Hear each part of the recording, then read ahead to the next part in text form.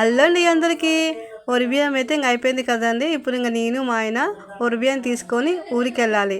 మా అమ్మ మా చెల్లెలి నన్ను ఇసరానికి ఊరికి వస్తున్నారు. అందుకే అక్కడ సారా పంచడానికి నేను పిండి వంటలు చేస్తున్నాను. మురుకులు అలానే పప్పుల కజ్జికాయలు ఐటమ్స్ వచ్చేసి ఇవే. మనకి ఇప్పుడు ఎలా చేయాలో చూద్దాం రండి. చూద్దాము. ముందుగా పప్పులు, చక్కెర, అలానే కొంచెం కొబ్బరి అన్నీ కలిపి పప్పుల కజ్జికాయకి మిక్సీ పడుతున్నాను. ఇప్పుడు చాలా బాగుంటాయండి పప్పుల కజ్జికాయలు. కొంచెం కొబ్బరి వేసుకోండి. పప్పుల కజ్జికాయల టేస్ట్ ఇంకా అధికమవుతుంది. చాలా ఇష్టంగా తింటారు. ఇంకా మా అమ్మ అయితే ఇంక అన్నీ మిక్సీ పట్టేస్తుంది.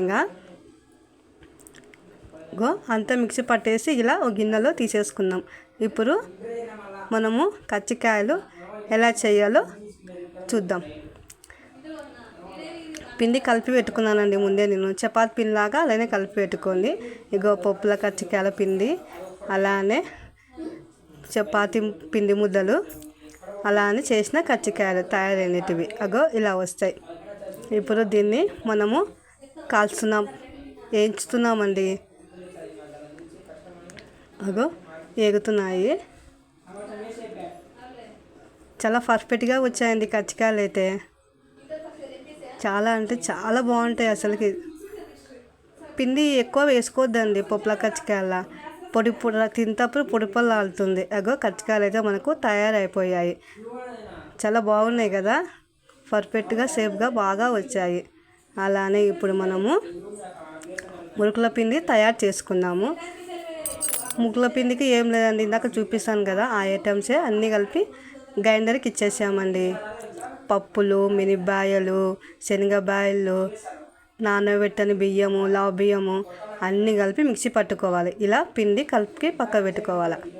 ఇప్పుడు ఆ పిండి మొత్తము మనము మురుకులు చేసే మిషన్లో మొత్తం ఒత్తి పెట్టుకోవాలి. ఇలా ఇప్పుడు మొత్తం దాన్ని చెక్ చేసుకొని మనము మురుకులు అనేటివి వేసుకోవాలి. ఇప్పుడైతే నూనెక జాగ్రత్త అండి. మురుకులు వేసేటప్పుడు కొంచెం అవి చేతితో తీసి ఇలా అనేది ఉంటుంది. ఆ మిషన్తో వేసినాక జాగ్రత్తగా చేసుకోండి చేసుకునే వాళ్ళు. చూడండి ఇప్పుడైతే మురుకులు అయితే ఇంకా మా అమ్మ వేసేస్తుంది. ఇంకా మురుకులు కూడా పర్ఫెక్ట్గా చాలా బాగా వచ్చాయండి. నిజంగా చెప్పాలంటే మురుకులు చేయడంలో మా అమ్మ ఎక్స్పర్ట్. మా అమ్మ చేసే మురుకులు అంటే నాకు చాలా ఇష్టం అండి. ఇవైతే సారకనేమో తెలుసు, కానీ నేనైతే కాదునే చేయించుకున్నాను. చెయ్యి మా తిందాం, నాకు ఇష్టం, బాగా చేస్తావంటే మా అమ్మ అందుకే చేస్తుంది. మురుకులు అయితే ఏగిపోయాయి. ఇంకా ఇవి మనం పక్కకి తీసేసుకుందాము. బాగా కరకరలాడుతాయండి. కొంతమంది ఇలా మురుకుల పిండి కలిపినాక కొంచెంమంది నూగులు కూడా వేసుకోవాలనుకుంటే. మేము నూగులు అంతగా ఎక్కువ వాడము, అందుకే నేను నూగులు అయితే వేయలేదు. అయినా కానీ సూపర్ టేస్ట్గా ఉంటుంది. చూడడానికి బాగుంటుంది, తిన్నీక ఇంకా బాగుంటుంది. సార్ అయితే తయారైంది. ఇంకా నేను ఊరికి పోయినాక రెడీగా అయ్యాను. మురుకులు అలానే పప్పుల కొబ్బరి కజ్జికాయలు తయారైపోయాయి.